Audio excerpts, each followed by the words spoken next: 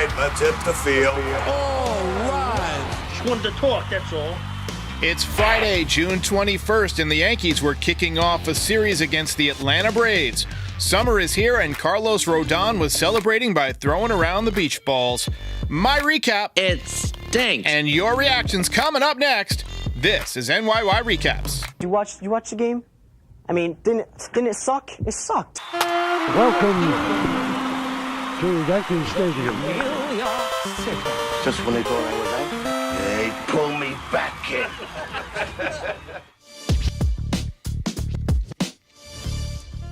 Welcome back, everybody. Welcome back.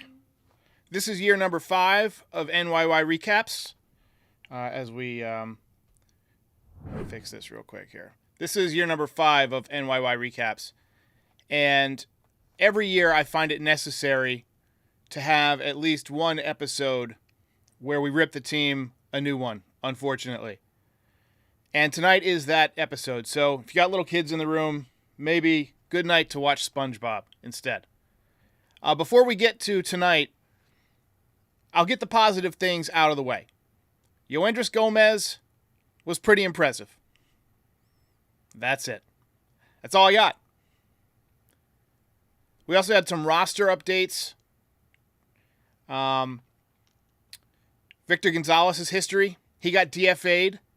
When I heard that he got DFA'd and that they were calling up Phil Bickford from AAA, I had the same reaction as most of you, which is, who?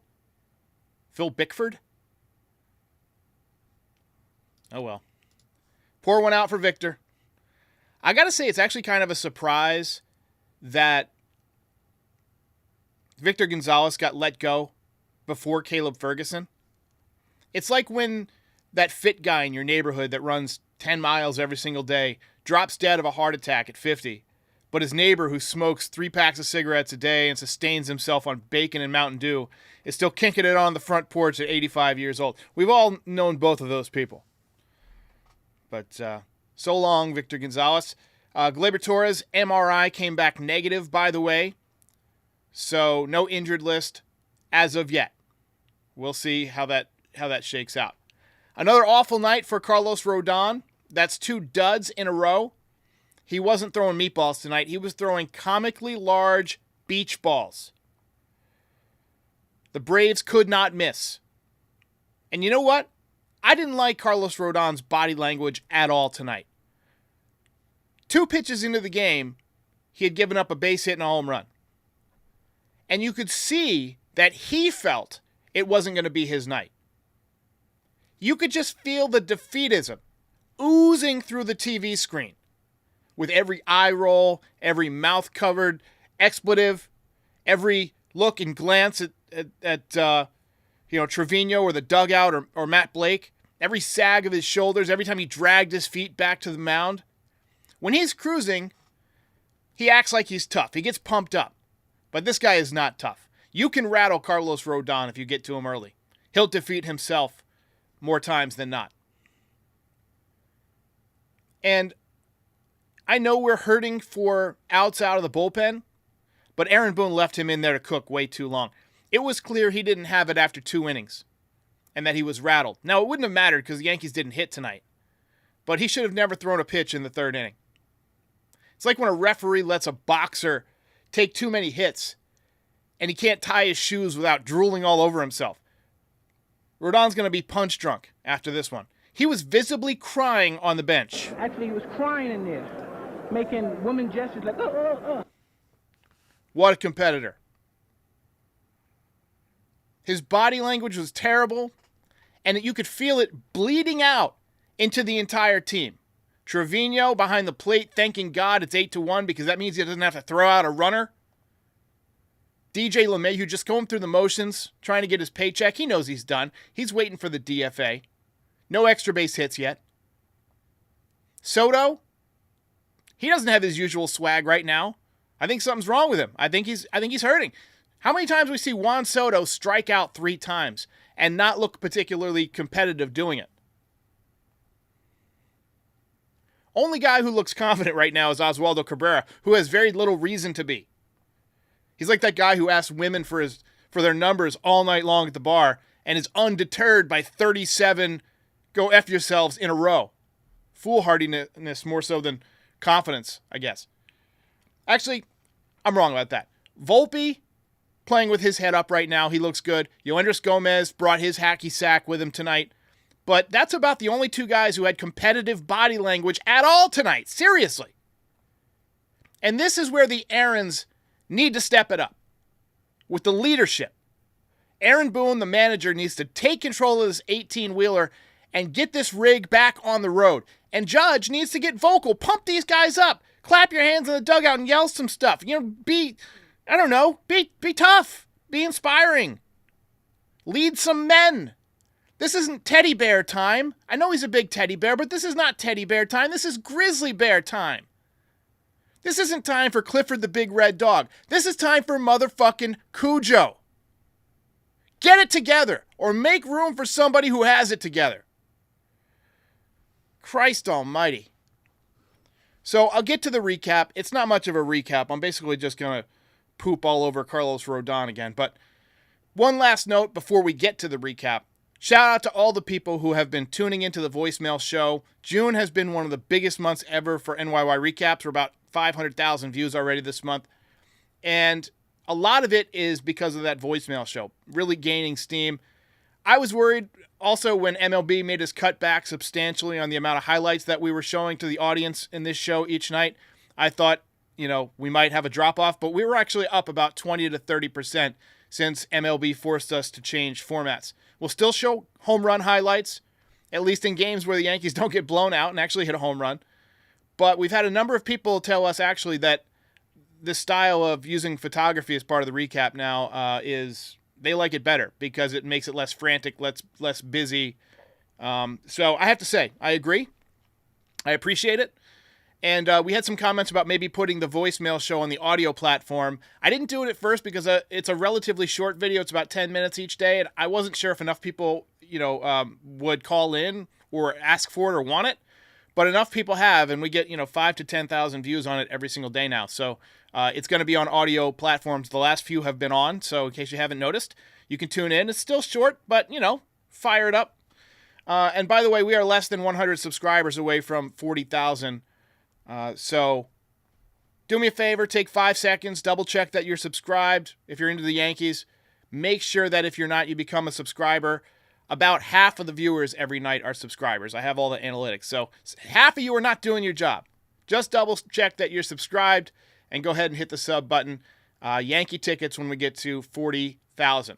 All right, let's get to the recap. All right, let's go. Let's get it going. Jade Emperor Tales with the super chat says he does not like the body language. The body language tonight was pitiful. Jim Sherlock says sometimes you play great, sometimes you play sloppy. That you're not wrong, but you have to always play competitively.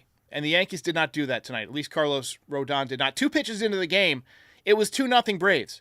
2-run shot by Ozzie Albies off of Carlos Rodon. 2 batters later, Austin Riley smoked an opposite field home run. You know the jingle. Yada, yada, yada. Stop throwing meatballs. I am in no mood for the jingle tonight. Bottom 1, Anthony Volpe got caught stealing to end the inning. He immediately called for a replay, but Aaron Boone ignored him. Aaron Boone frequently has had this issue of not trusting his players when they ask for replay. Yankees lost their challenge opportunity on that because by the time they decided they wanted to challenge, it was too late. Braves got another run off of Rodon in the second to make it 4-0. Yankees did get on the board in the second themselves. Jahmai Jones hit a routine fly ball to left field that Duvall, for some reason, acted like was going into the 10th row, sprinted back to the wall, and then ended up having to turn around and sprint back in. That was an ugly play. Counted as a hit, went for a triple. LeMahieu got him in with a ground out. Pretty much the only productive thing LeMahieu has done. Rodon, as I mentioned, looked completely defeated. He was done after 3 2/3 innings. He gave up 11 hits, 8 runs, 7 of them earned, 2 walks, 3 strikeouts, and 3 home runs. Hey, try not to give up any home runs on the way through the parking lot. Hey, you, get back here. I think he just surrendered. He gave up. I don't think he unraveled. Unraveling requires at one point that you were actually together, that you actually had it together. But I think 2 pitches into the game, he felt bad for himself and he decided, I'm going to wave the white flag of surrender.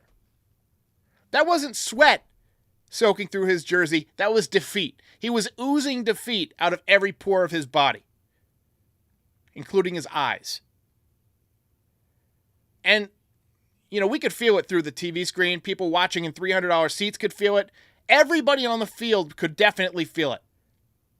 Not the least of which were the Braves hitters who were on a feeding frenzy. His posture was tense and rigid. He was huffing and puffing and stamping around like the world owes him 7 innings of shutout baseball. Meanwhile, he did nothing to actually address the problem, which was stop throwing garbage-ass pitches right down the middle of the plate. No confidence, overwhelmed by the Braves completely. This was on par with the game he had against the Royals last season where he gave up a touchdown and a 2-point conversion before he ever got an out. Just a pitiful, embarrassing performance by Rodon tonight. Meanwhile, vintage Chris Sale. That was the Chris Sale that we saw so many years with the Boston Red Sox. He bounced back in a big way this year. 5 innings, 1 hit allowed, 8 strikeouts, completely dominated the Yankees. He's got a 2.91 ERA this season. Low-key great trade by Alex Anthopoulos this winter. Excuse me. Yankees did nothing. They lose 8-1. Real nail-biter.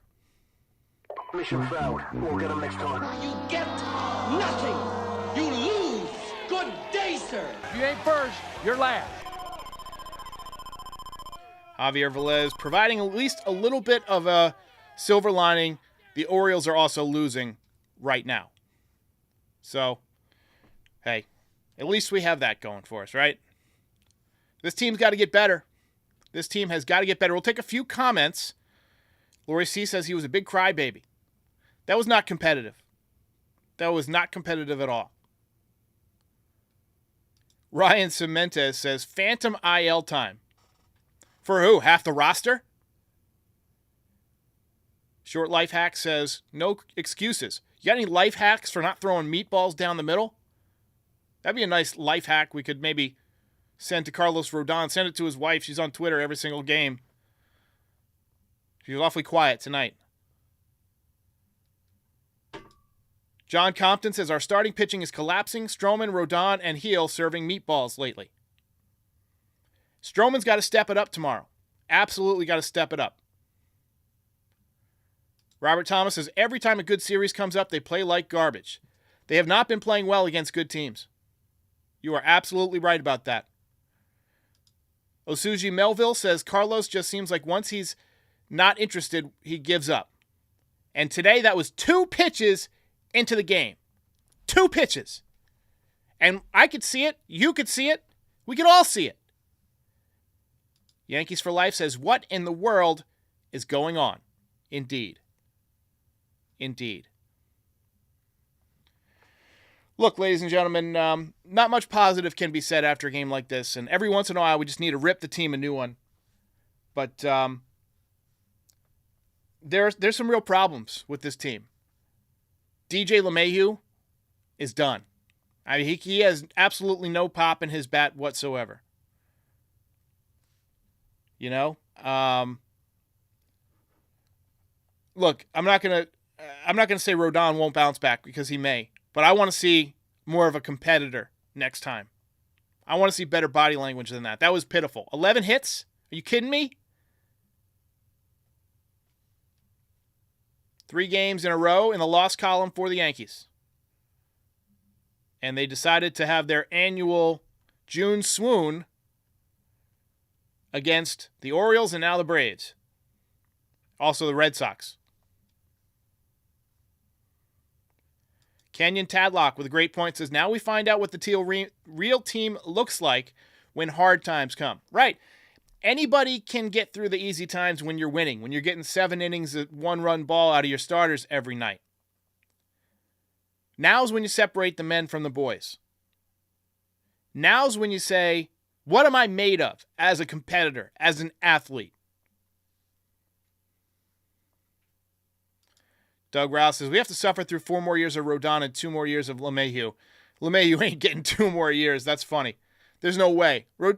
LeMahieu's not going to finish this year. Rodon has actually had a really good year. He really has. He still has a problem with the home run ball. 3 home runs tonight.